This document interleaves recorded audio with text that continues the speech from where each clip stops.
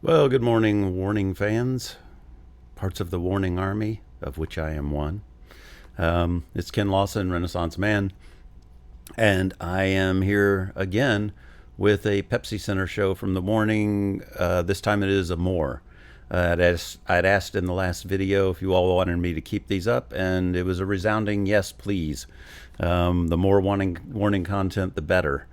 Let's try and get those numbers up because they're a little lagging, but that's okay. uh, anyway, today I decided to wear my warning shirt that I made when I was going to Destin show because at the time I was low on money. I hadn't bought any warning merchandise, so I made this shirt and I thought, what a cool design. And then a year later they put out the same design for their Patreon stuff, so that's kind of nifty. Only mine has a bunch of cracks in the paint, which I think just give it character. I could be wrong, but I think it gives it character. And that's one of the things I have upcoming. I'm going to be trying to paint some new warning shirts of my own design, just for me. But I'll of course share them with you all. Amour is a song that I was one of the ones I liked up front on that album, but didn't love. But it, like every warning song, I liked it more than most other songs. It was just comparatively to some of the other ones, I didn't like it as much, but now it has grown on me, exponentially. I even did a vocal cover of it, and if you want to check that out, it's in my warning covers playlist, of which there are about 30, I think more than 30 songs now. Some of them are straight up covers, some of them are really different. Some of them strip them down to pianos. Some of them are in character, and you'll see what I mean. And some of them are just weird. But check them out. I'd appreciate it. We're going to jump into this real quick. You're like, too late. Real quick was about 2 minutes ago. So let's get into it. By the way, I did do a reaction to the Warning Open Air Wacken Open Air that had the 3 songs in it. And it got blocked worldwide. So I'm trying to get that released somehow. Anybody who has any suggestion, if you're a reactor and you've done the same thing and you've managed to go through and get that block removed, whether it was through dispute or appeal, please let me know in the comments so I know what approach to take. And if you appealed it and got a copyright strike, I'll know not to do that. All right? So anyway, let's get going.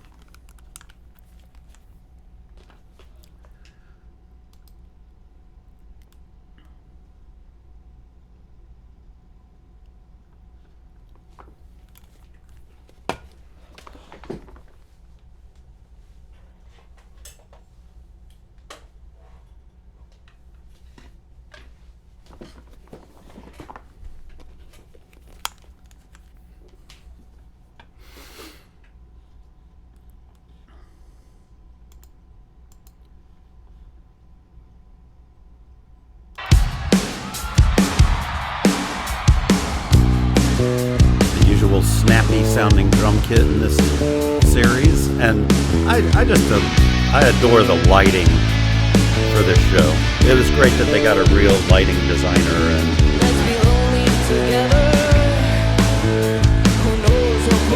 oh, listen to the guitar. You don't normally hear it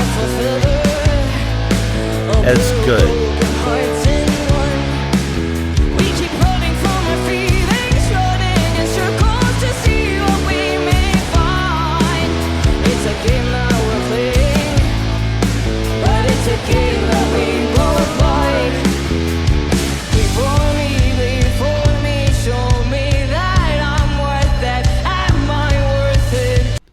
Go back there. And I hear her little splash coming up. That shot there, that just sums up Pow in a way. Her total commitment behind the drum set to feeling the music as well as playing it, because that's what sets her apart from a lot of drummers to me, is she is putting on a show. I mean, if she was just sitting practicing at home, she doesn't do all of that. But when you're practicing and then when you're performing, it's two different things. And when you're performing and doing what she does and what Danny does, when Danny's singing, she puts her heart into the lyrics. That's what makes a great performer. Pal puts her heart into playing the drums and bringing the energy to the crowd, even though usually a drummer is lost in the back. With her, she's a central part of this band and is focused on just as much as the other two in the way they set up their stage and everything. And just love the way this whole concert is done. And then Danny's guitar is normally not this present in the mix, and it's really adding a different flavor here. So anyway, what a pretty shot. Anyway, let's go ahead and get back into it, and then I'm going to point out the cymbal that I love. Pal has this little splash cymbal that she uses once in a while in songs, and I just love that splash. Before me, show me that I'm worth it. Am I worth it? Before me, do you love and hate me? What you make me? Before you prove it. Wow. Oh, I got a chill from just the sound of the toms. Wow. Just look at that commitment. And I love the lace down back on Ali's shirt. It's really cool and goes with the gloves.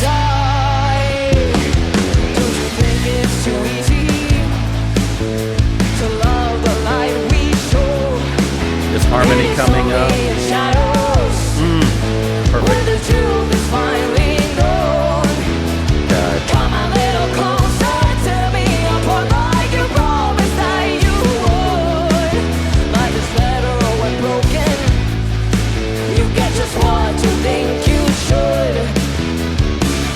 I want to make one more point on that harmony. It always surprises me when I hear a low harmony in their stuff, and Ali's not at the mic, but it's Pal doing the low harmony, because she does a lot of the high harmonies, and then you would think it would be like they'd be relegated. That, you know, Pal is high harmony, Ali is low harmony, because she's so good at those. But Pal does so many more harmonies through a show that you wouldn't realize are her. If you were just listening, you'd go, oh, that's probably Ali, you know.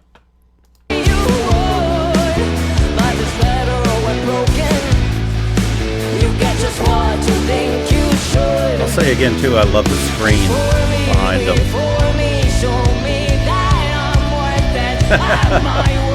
God, I love Danny. She's so good at this. Look at that.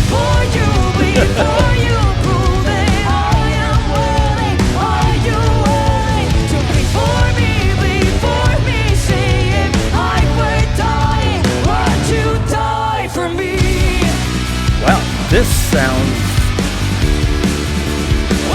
I'm sorry, but I'm almost tearing up at how good this sounds and how much it's conveying them.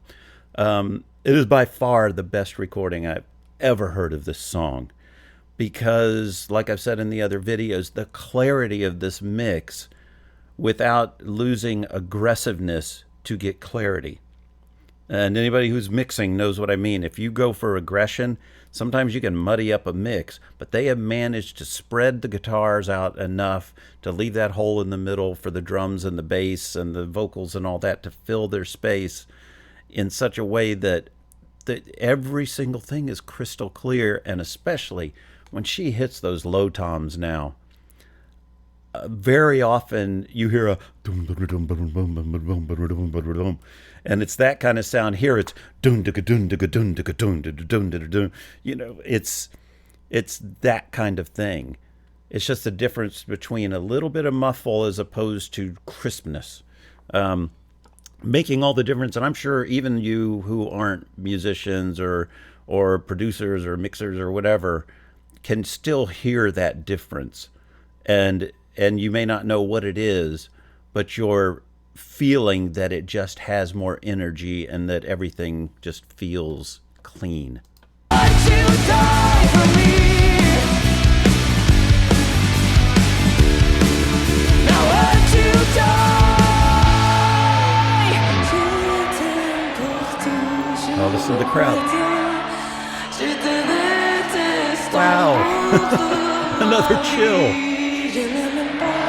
I love that shot.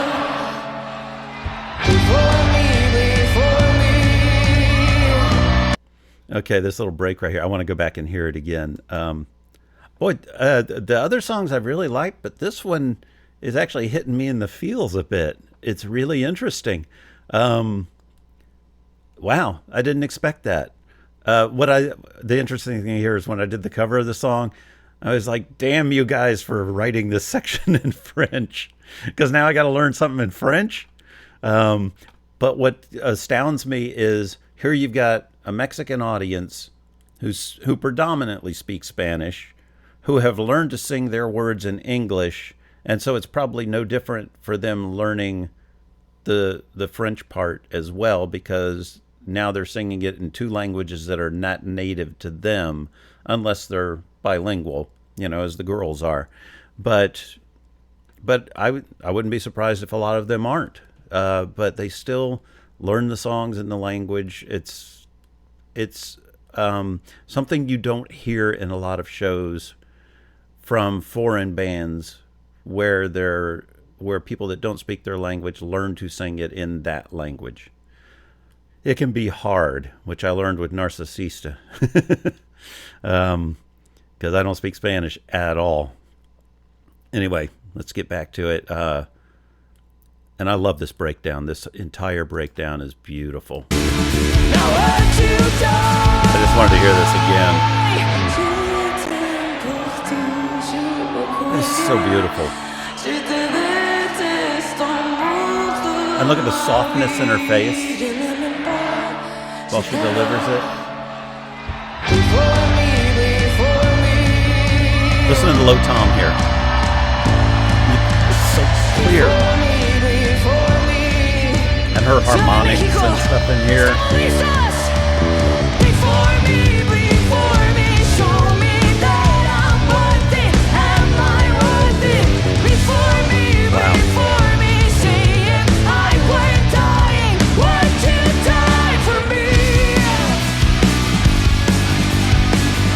Wow. Look at those fingers moving on the fretboard. She's just playing so much more than you realize. Hear the guitar? You can really...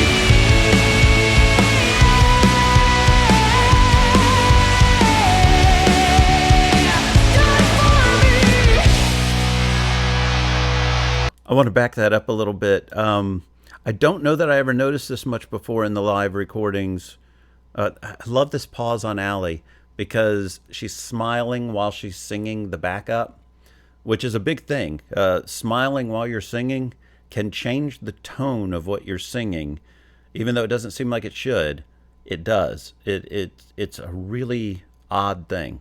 But anyway, I never noticed as much Allie's low harmony below the held note that Danny's climbing up, and it's a beautifully done harmony.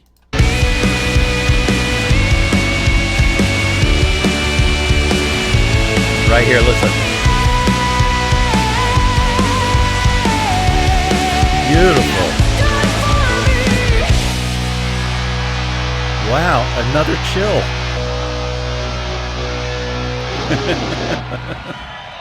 You always know Danny live because she loves that little slide up at the end of songs. Wow, wow, wow. When I saw that Amour was one of the ones coming up, I'll admit I was not as juiced on that one as I was some of the others. But after seeing it, and I'm going to get myself an MP3 of this, rip one down, because after seeing that, Amour has just moved up my list.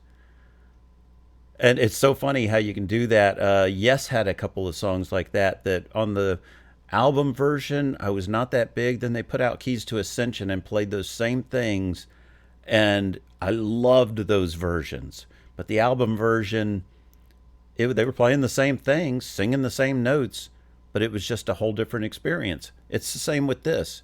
I love Amour on that CD, but seeing Danny express what she's singing, and Danny, that's another one of those things like with Elton John and Bernie Taupin. Bernie Taupin wrote most all the lyrics, for the early Elton John stuff. Well, not just early, midway through too. And Elton John was taking those songs and putting his emotion into them. Powell writes, the majority of the lyrics up front, and then they may, they change them as they go. But still, Danny is taking Powell's experiences, in some of these cases, or what she's trying to convey, and then putting that emotion in the final product. And she's so good at doing it. You feel everything Danny sings, and that cannot be said of 90% of artists out there. They sing the notes and they do them well and they perform them, but with Danny, her heart is out there when she's doing it, and I think most of you would agree. But anyway, I'm going to stop my my reaction there and just say, wow. I'm going to jump on another one because they released 23 to Patreon, and I've already done my Dust to Dust and Dull Knives and have it set, in my thing for private so it can clear copyright, because of course it got copyrighted. Hopefully it'll clear copyright before they release it. But every one they put out, I'm like, I've already done the other one. Please put that one out. So I'm getting ready to do 23 after this one, which is one of my favorite songs they do live, because that song resonates with me. I'm not saying I have an association with what she's singing about, although I think, in a way, we probably all do to some degree. But her delivery of that song, oh my God, if it moves up the way Amour just did, and there I am, I feel it at the edges of my eyes, thinking of Powell singing 23 in this setting and how that's going to be. I cannot wait. So I'm going to do that next and get it ready for when they put it out. Anyway, see you soon. Have a great day, great night, great life. Love you guys. Bye.